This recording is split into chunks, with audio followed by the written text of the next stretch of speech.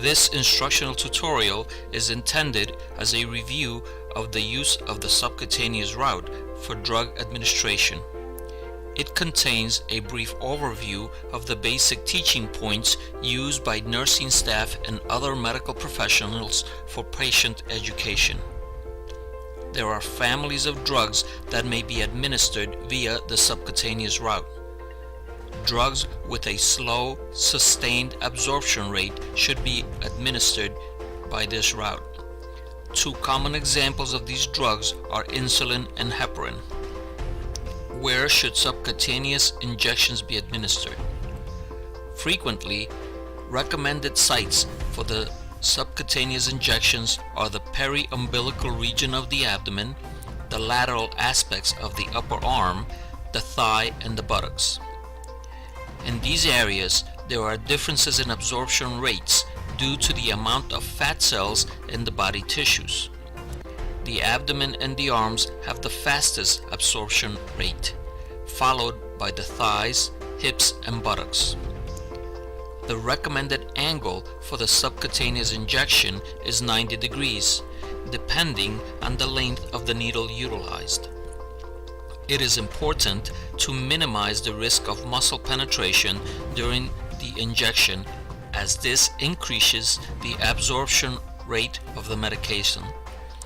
This is achieved by grasping the skin between the thumb and the index and middle fingers and lifting the skin away from the underlying muscle mass.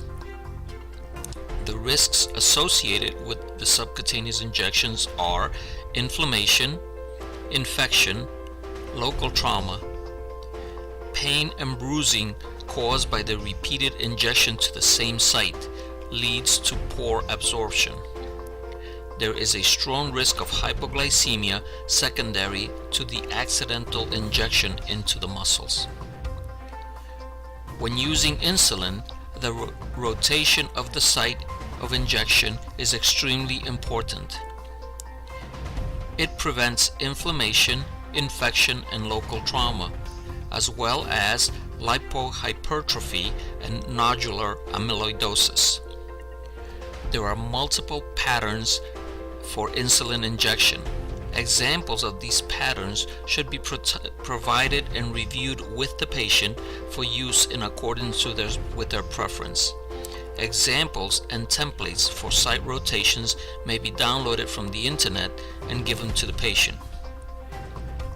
Another risk factor is the use and reuse of needles.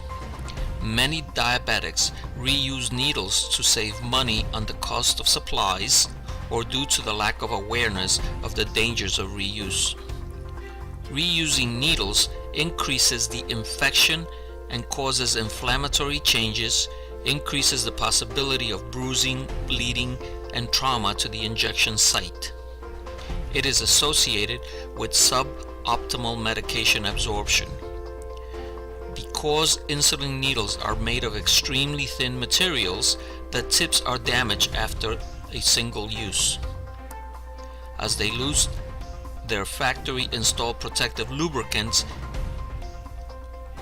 therefore we should stress to all diabetic patients not to reuse needles.